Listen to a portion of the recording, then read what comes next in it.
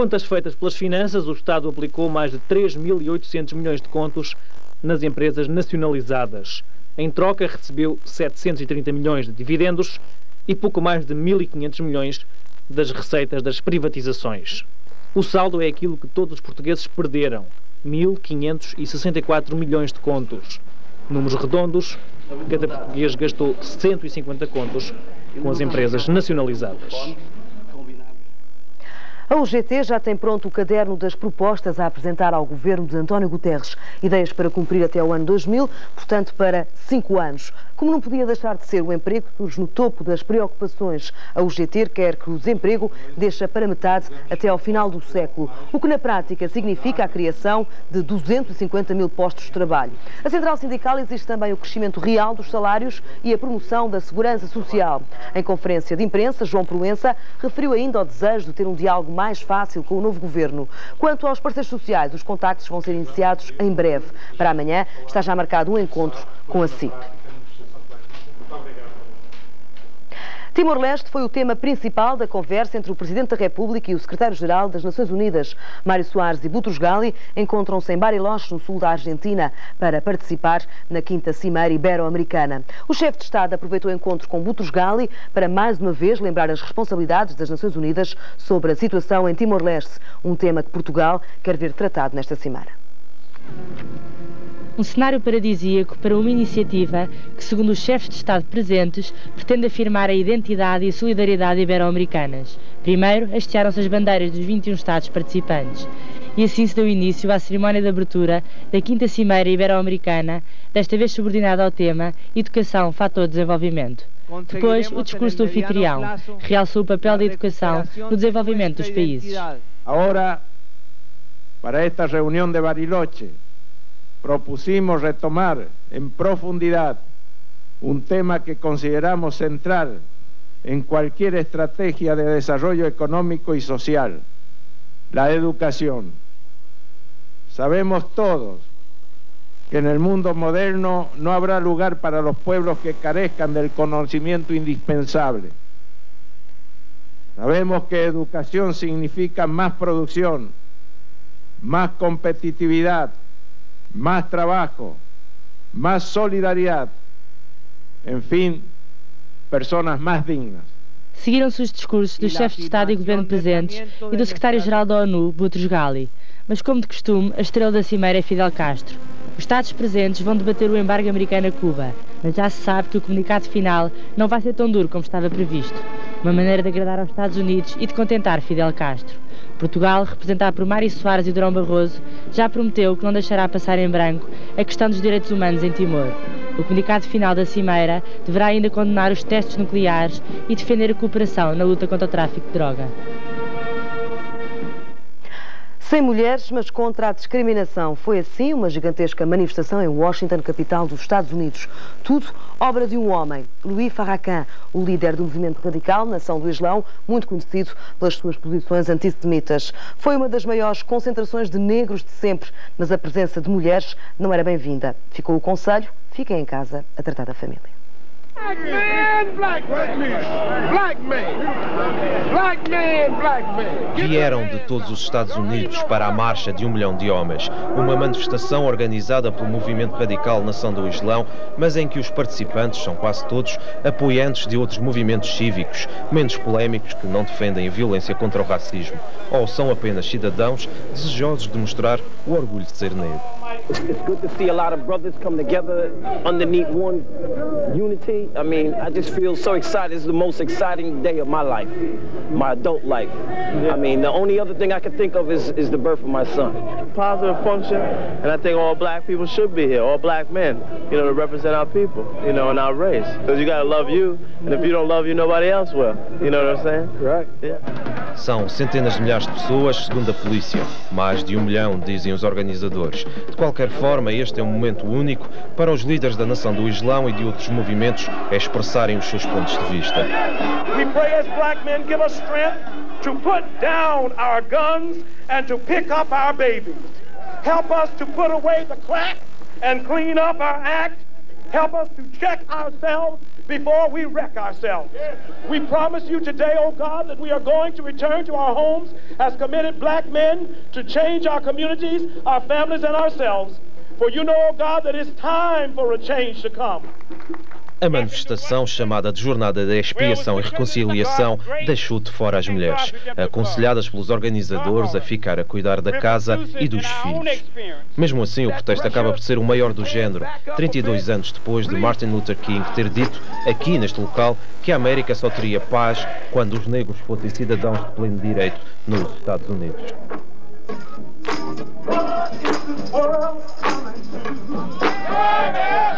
Everybody's running from the truth.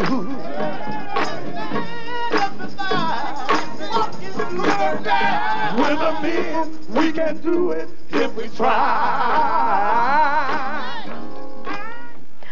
Tony está de novo de malas feitas para regressar a casa em menos de 2 anos. Foi despedido 3 vezes. O Sevilha dispensou os seus serviços e foi buscar um substituto à equipa B, mas há quem já tenha saudades do antigo treinador do Benfica. Este foi o primeiro dia do Sevilha sem Tony. Juan Carlos Alvarez, um antigo jogador do clube, orienta agora a equipa. Mas os jogadores não esquecem o treinador português. Tony vai deixar saudades na Andaluzia. Ter aqui um português com uma pessoa como o Tony é sempre um privilégio e é um amigo que se tem à mão. Mas agora não irei ter com quem falar português.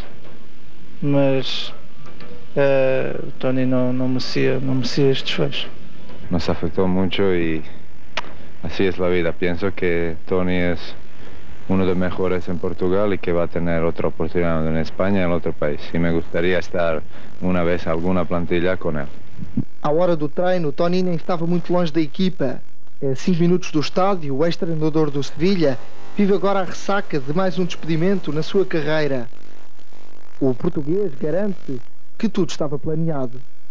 No dia do aniversário da STIC, eu penso que pronunciava aquilo que iria acontecer, porque tudo aquilo que ia sendo dito e escrito, claro que deixavam de ver aquilo que seria passar. O regresso a Portugal está agendado para o fim do mês. Tempo para então pensar no futuro. Mas questionado sobre o eventual regresso ao Benfica, Tony nem tem palavras. Em frente às câmaras é sempre muito delicado para mim falar do Benfica. Não sou fantasma nenhum. Fiz o trajeto que fiz dentro do clube. Há uma relação muito grande entre o Benfica e o Tony e o Benfica, mas sei que a conclusão mais fácil é falar sempre do Benfica, quando se fala em Tony. Apenas durante 104 dias, Tony vestiu neste estádio a pele de treinador do Sevilha. Foi o terceiro despedimento do português em pouco mais de 2 anos. Benfica, Bordeaux e agora Sevilha vão de certo deixar marcas em Tony. Nuno Luz com a imagem de Vítor Caldas, a SIC, em Sevilha. Na volta ao futuro, o novo camisola amarela é Nuno Reis, dos Janotas e Simões. A etapa de 169 km, que liga o Pinhal Novo a Abrantes, ficou marcada por uma fuga de 11 ciclistas que percorreram mais de 150 km sozinhos. Mas a chegada acabou por ser disputada ao sprint por apenas 6 elementos. Na primeira hora da prova foram mais as fugas do que os quilómetros percorridos, mas a de maior destaque surgiu ao quilómetro 37, quando 14 ciclistas fugiram e andaram mais de 140 km sozinhos. Atacaram para pressionar a camisola amarela à chegada a Abrantes e foram deixando o pelotão para trás. A distância chegou a ser contabilizada em 13 minutos, mas a 20 km da chegada, os ciclistas que perderam 6 amigos na fuga já só estavam a 5 minutos por culpa da W52, que se encarregou de encurtar a distância. Na subida para Abrantes, o grupo liderado por Luís Barradas levava 4 minutos de avanço. Chegaram à meta só com 1. A vitória foi discutida ao sprint e atribuída a Nuno Reis da Janotas e Simões, o novo camisola amarela. E fico por aqui. O arranque da informação desta terça-feira é, como sempre, à 1 da tarde, com o Paulo Nogueira e a equipa do Primeiro Jornal. Até amanhã, ao fim da noite.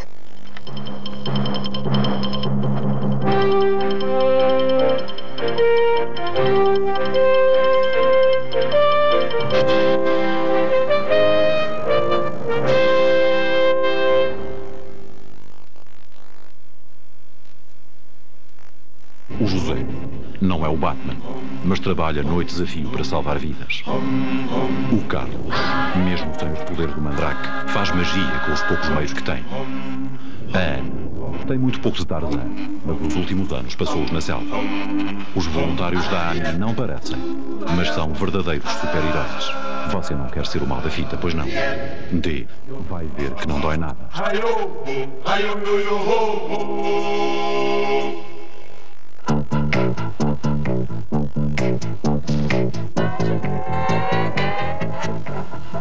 Ajude-nos a manter este sorriso.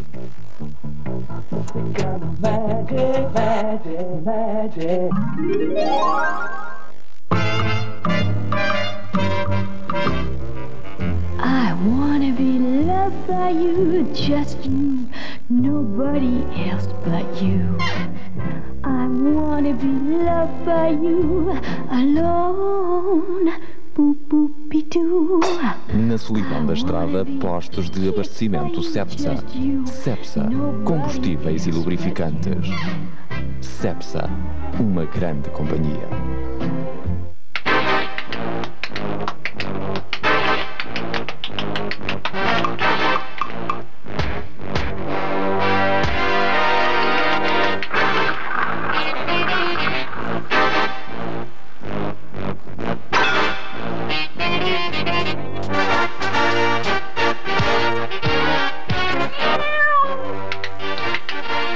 Sim, vernizes resistentes em cores irresistíveis. Ai, coisinhas tão engraçadas. Como é que se chamam? Que giras! Como é que se chamam? Tão apetitosas. Dão vontade de morder. Como é que se chamam? Oh, como é que se chamam? Que ar tão fresquinho. Como é que se chamam? Ah, chamam-se fatias de casal. São as minhas novas delícias. Variadas, sempre à mão. E frescas, como acabadas de cortar. Novas fatias de casal. Refeição e fatias. Mestre Maco no trabalho, Mestre Maco é qualidade. Liga a betoneira, monto a banheira. Ferro e martelo, mudo o gerador. Louça e ferragens, materiais também. Parquet para o chão, ferramentas à mão. Mestre Maco, gasto menos, Mestre Maco, faço mais. Preços têm igual para a construção. Sou profissional, faço com perfeição. Mestre Maco! Mestre Maco! Yeah. Mestre Maco é a obra.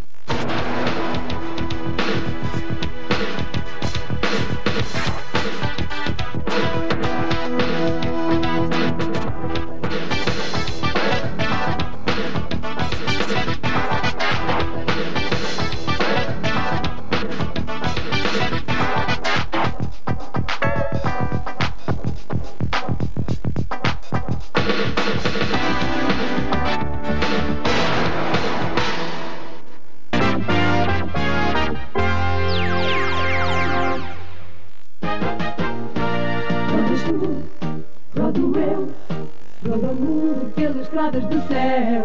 Está no ar a paixão, onde há ciclismo e emoção.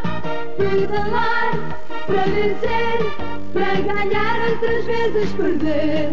Percorrer este chão, para chegar a Saturno ou Plutão. Hoje era o dia D para o Tavira. A equipa mais antiga do pelotão estava em riscos de acabar. Numa reunião em Lisboa, tudo se decidia. Era a continuidade do patrocinador que estava em causa. O Rito da Mana, o responsável pelo Tavira, estava esperançado, mas acabou desiludido. Possivelmente é o que vai acontecer. Vamos acabar com a equipa, aliás, também com a equipa de amadores. Deve ser mais certo. Não há nada que possa salvar o Tavira? Só a única coisa que havia que pudesse salvar era um patrocinador que lhe interessasse a publicidade sobre essa forma. Patrocinar a equipa, penso que no momento era a única maneira de salvar a equipa. Sabemos que é muito difícil arranjar neste momento 30 mil contos para a equipa, porque nós queríamos continuar com uma equipa profissional e se eu tivesse 30 mil contos eu poderia avançar com uma equipa de ciclismo. Portanto, é difícil arranjar esse patrocínio. Se não conseguirmos arranjar, vamos acabar com os profissionais. Com o fim do Tavira, acaba também uma escola de ciclismo, onde os profissionais pagavam para os amadores.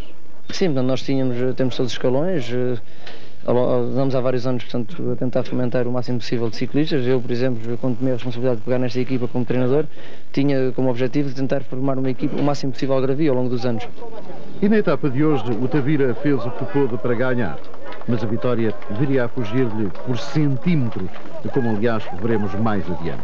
E o principal responsável por o Tavira não ganhar foi Nuno Reis, dos Janotas e Simões, a grande figura da etapa que bem cedo mostrou aquilo que queria. Primeiro, defender a camisola de líder dos pontos quentes. Depois, se fosse possível, chegar mais longe. O início da etapa teve grande movimentação e em destaque estiveram os homens do Janotas e Simões. Ali, Vítor Silva a tentar sair, com ele foi o Quintino Rodrigues. Tranquilo no pelotão estava o camisola amarela. Mal sabia Cândido Barbosa o que lhe iria acontecer no final da etapa. Mais uma tentativa de saída de um homem dos Janotas e Simões, António Faísco, adiantou-se poucos metros, o pelotão ia aqui ainda anulando as tentativas de saída, até que se formou um grupo de 14 ciclistas, onde estavam incluídos 2 homens com interesse nas metas de passagem. Este grupo haveria de perder aqui um dos seus elementos, o Carlos Oliveira, do Troia Marisco, furou e nunca mais conseguiu chegar ao grupo da frente. Lá atrás vinha o pelotão, muito tranquilo, muito calmamente, deixando que os homens lá na frente fossem ganhando cada vez mais tempo. Agora ninguém lá atrás sem controlar, pronto.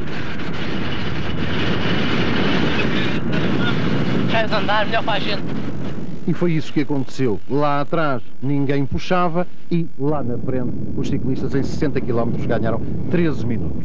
Do pelotão saltaram mais 2, José Sousa, que estão a ver na imagem, ciclista do Alpendre Tavira, e Jorge Queiroz, um corredor do Ciper F Mota. Nunca conseguiram chegar até ao grupo lá da frente. À passagem por Alpiarça, a vantagem era de 10 minutos. Faltavam andar 60 km até à meta. O pelotão, de quando em vez, aumentava o andamento, com os homens do Maia, de Resser ou da Cicasal no comando. O grupo da frente ia deixando para trás alguns elementos. Era cada vez mais reduzido, mas lá à frente colaborava-se na tentativa de fazer chegar esta fuga até à meta. Passagem pela Chamusca, vantagem era de 5 minutos e meio e conseguia aqui Nuno Reis defender a sua posição de líder dos pontos quentes. Aproximava-se Abrantes, subida já para a cidade de Abrantes, e a fuga parecia concretizar-se. É a altura em que o diretor desportivo do W52 manda a equipa puxar. Faltavam 20 km para a linha de chegada. Ari Coelho assumiu aqui a liderança da equipa, a perseguição aos fugitivos, mas já não ia dar para defender a camisola amarela. Sobre a linha de chegada, Nuno Reis foi mais rápido do que Luís Barrada. Os meus adversários podiam colaborar um bocadinho mais, tanto que a gente trazia o pelotão atrás e interessava a gente chegar aqui, tanto que o meu adversário que chega aqui ao sprint comigo, ele é que vestia a amarela. E mesmo assim ele não me ajudou nada, tanto que ele falhou um bocadinho da parte dele. Não podia esforçar demais, porque eles têm, para não acontecer o que aconteceu. Eles tentaram me deixar ficar para trás aqui na parte final e, quer dizer, não se contentaram em chegar comigo para eu vestir a camisola amarela e eles ganharam a etapa, e eu esforcei-me demais depois de ver que eles fizeram tudo para me deixar ficar para trás, e eu tentei o máximo para ganhar a etapa, como consegui. E na parte final, Cândido Barbosa bem se esforçou, mas apenas para perder o mínimo de tempo possível. O que conseguiu foi chegar à meta 1 minuto e 35 depois dos primeiros.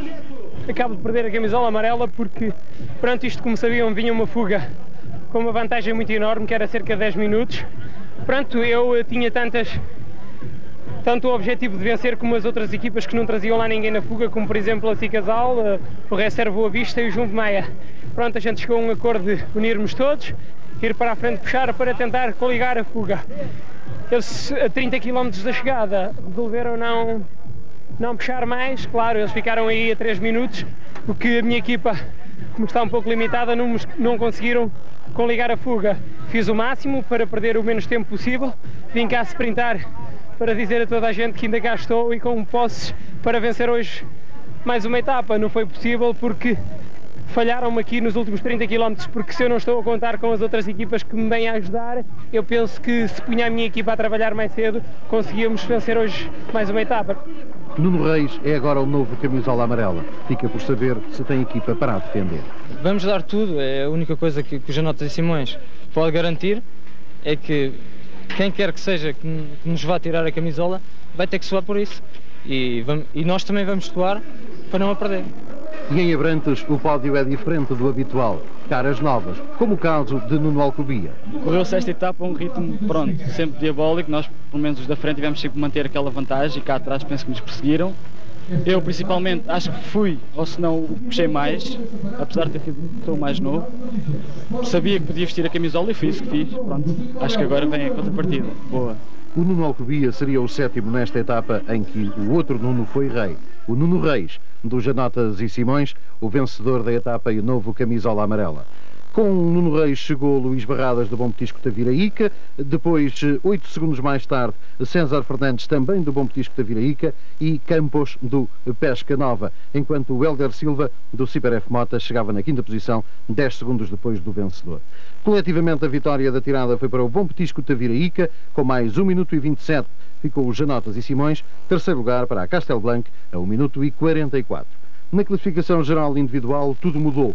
Nuno Reis é o novo camisola amarela, Luís Barradas, do Bom Petisco Taviraíca, está a 24 segundos, o César Fernandes, também do Bom Petisco Tavira, a 28 segundos, o Nuno Alcobiya, do Sintrense, a 47 segundos, a 5º lugar para Cândido Barbosa, do W50 das Paredes Móvel, agora a 1 minuto e 37. A 6ª posição para Andrei Dolgic, do Michel Herbelin, a 1 minuto e 38, depois a 1 e 43 está Luís Serreira, do Recer Boa Vista, 8º Hermano Nieto, da Castel Blanc, a 1 minuto e 44, com o mesmo tempo está Vítor Gamito, da Sicas da Lacral, e fechando a lista dos 10 mais, Joaquim Andrade, do Meia Jumbo, a 1 minuto e 46 do camisola amarela.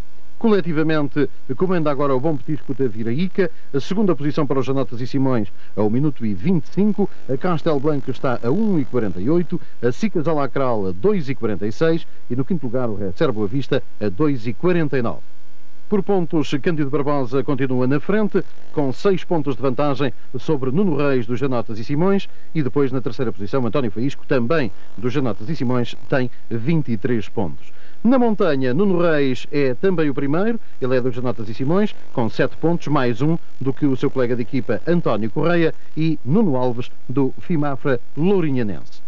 Na classificação das metas volantes é Luís Barradas, do Bom Petisco Taviraíca, que está em primeiro com 8 pontos, enquanto nos pontos quentes lidera Nuno Reis com também 8 pontos. No prémio combinado, Luís Barradas, do Bom Petisco Taviraíca, é nesta altura o melhor, enquanto na juventude é Nuno Alcobiya, do Sintrense, que está na frente. Amanhã corre-se a 3ª etapa, a ligação entre Abrantes e Pedrógão Grande. São apenas 115 km, mais difícil a etapa do que a que tivemos hoje e do que a que tivemos ontem. 2 contagens de montanha de 3ª categoria e final previsto para cerca das 4 da tarde.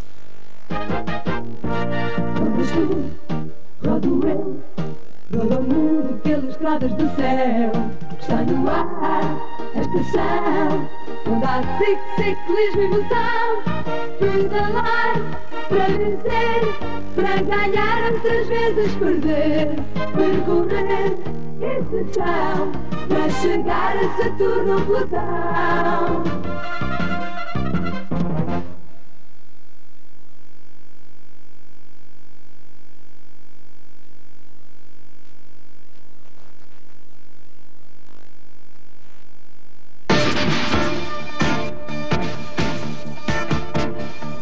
Flashback. Um olhar sobre a semana.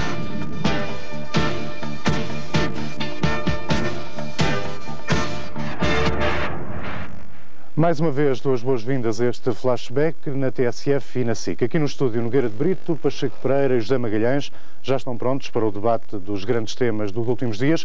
Para a segunda parte deste flashback fica reservada a discussão sobre a atualidade política com o novo governo e as presidenciais.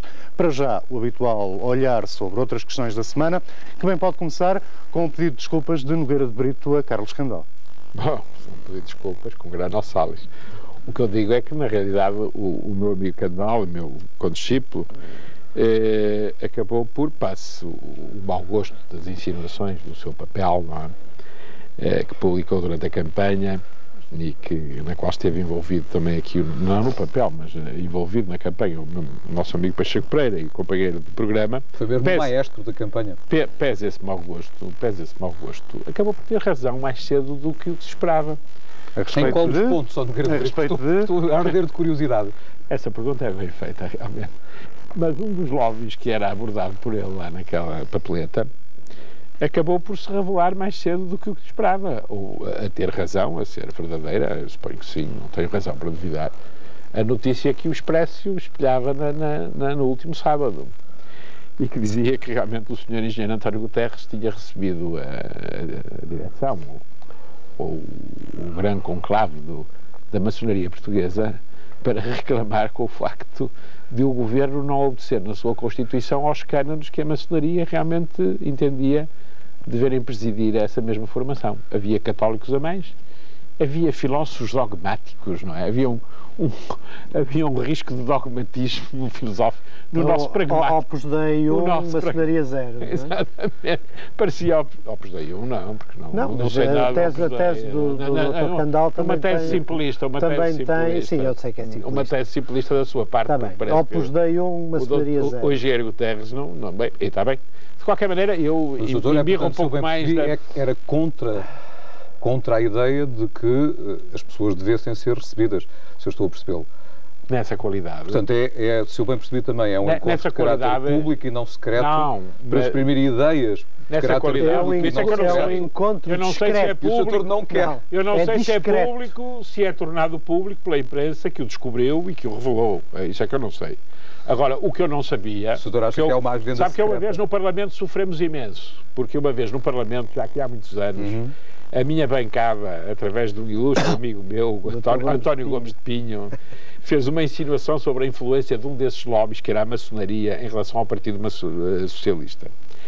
E depois aquilo foi considerado tão perturbador e tão grave e tão aborrecido pelo próprio Partido Socialista. Inclusive dentro da própria bancada do CDS, não é? O senhor não se lembra da reação de parte da bancada do CDS? Que ele acabou da parte não, está a pisar um terreno fino, como gelo. Estou a pisar com nada à vontade, sabe? A distância dá-me um grande à vontade. Eu não sei o que é que quer. O que é certo é que realmente, lembro-me que nessa altura o Gomes de Pinho concretizou, o PS resolveu armar-se em ofensiva. Que gerou? Que não havia influência maçónica nenhuma no partido, e desafiou ali o CDS a concretizar aquela vaga alusão. E então a vaga alusão foi concretizada pondo o nome numa outra coisa qualquer, que já não me lembro o que era. E tudo ficou pacificado, e tudo respirou de alívio, e acabou a sessão parlamentar. Afinal de contas, esta ida noticiada no jornal revela realmente que há essa influência, e que essa influência se incomoda com a Constituição do Governo. O que é lamentável. O senhor tem alguma ata de reunião ou algum conjunto de informações específicas? Tenho a notícia. Sobre a natureza dessas diligencias? Olha, assim costumam-lhes chegar tanto as notícias e hoje não lhes chegam. Você costuma esgrimir tanto com notícias. Você costuma esgrimir tanto com notícias. Estar a ver o que é que e hoje eu considero isso lamentável. Você não considera lamentável? Zé Magalhães. Você não pertence a esse lobby, mas não ao Magalhães. Zé Magalhães, não sei, a gente tem que fazer os sinais maçónicos para ver se ele responde. Gente, porque são do domínio público, eu não tenho nada a ver com essa situação. Aliás, eu vou contar um fé de Iver. Então conta um fé de Iver. Já não estamos no tempo que o senhor era membro do governo de Salazar. Não estamos. Eu nunca fui membro do governo. E eu quando foi... Em que maçonaria? Marcelo, que é de Marcelo. O Dr. Marcelo Caetano. Aliás, eu dizer-lhe uma coisa.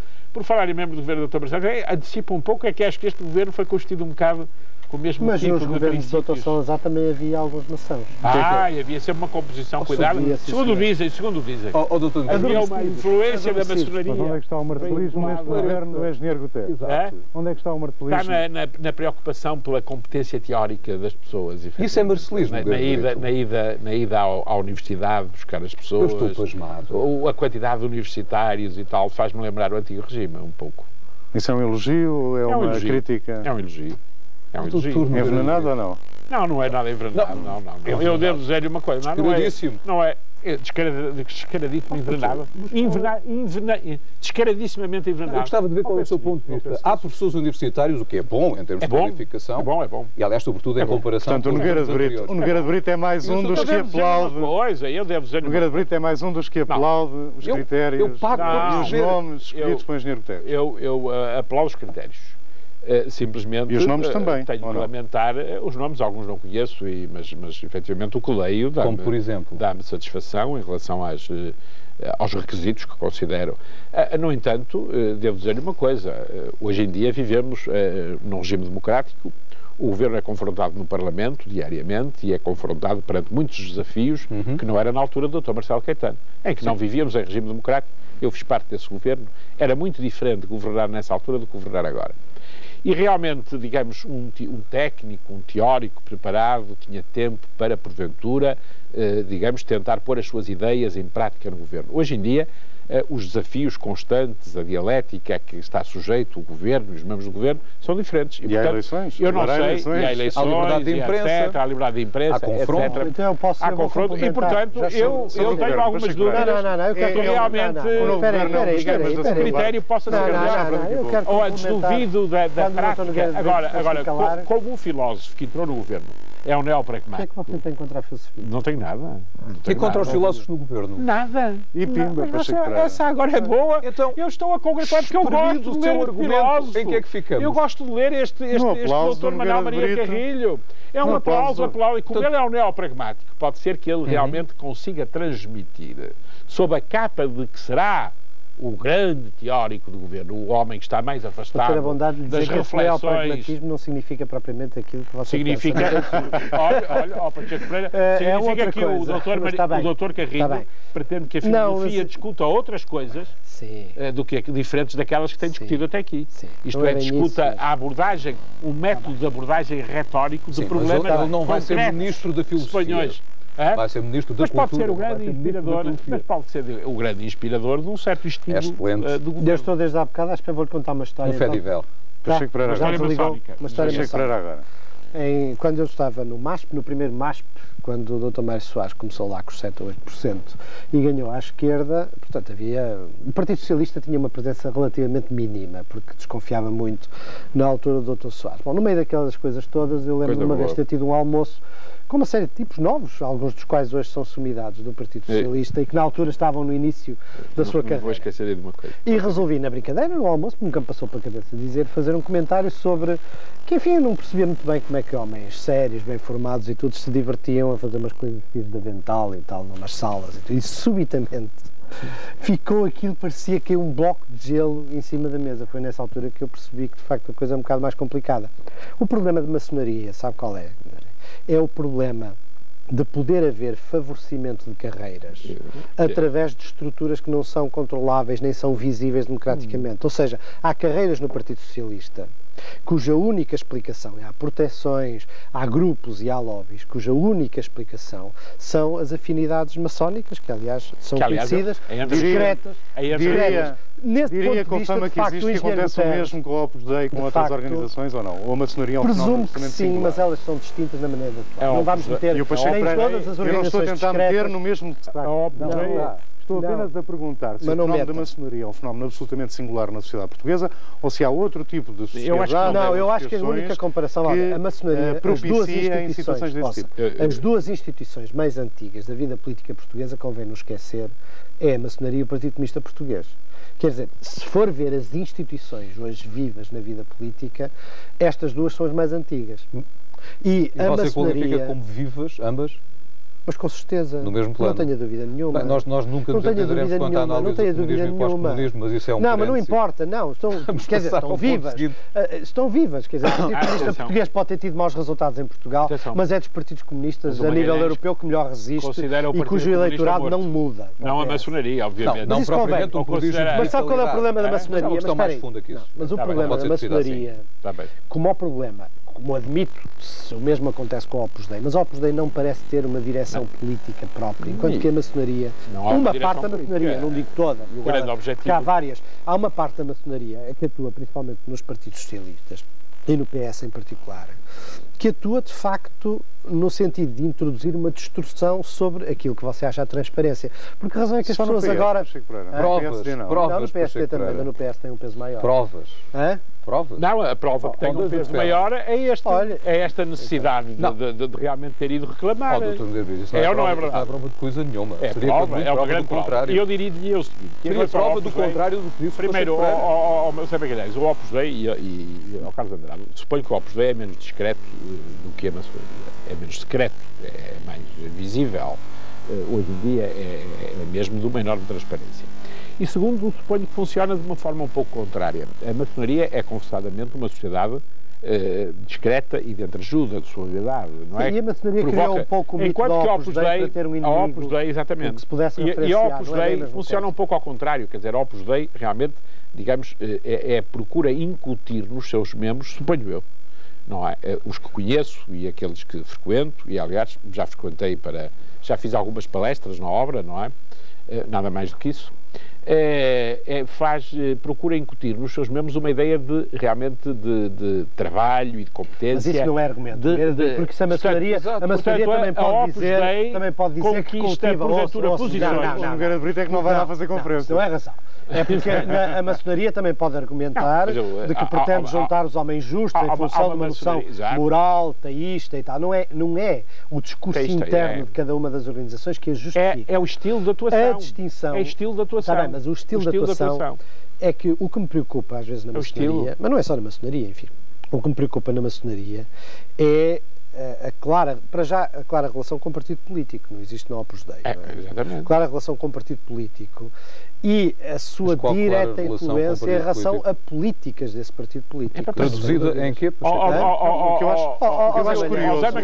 Que veja lá, pode pôr em causa o seu lugar no grupo parlamentar. Vai lá perguntar aos seus colegas. Eu tenho uma curiosidade em relação a isso, que é... Isso é uma pequena trica. O Pacheco Pereira tem boa informação a respeito dessa força preponderante da maçonaria no Partido Socialista, por comparação com o peso que pode ter no PSD. Em primeiro lugar, mas eu respondo. Um terreno concreto de carreiras. Por exemplo, a questão dos gestores públicos.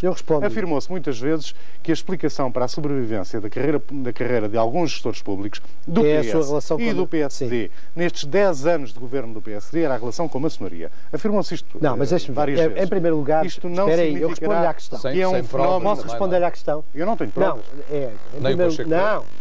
Não ponho a questão está a falar com algum conhecimento aparente sobre a situação. Posso responder? A lançar barro à parede. Não estou nada a dizer, eu sei muito bem o que é que estou a falar. Então se sabe.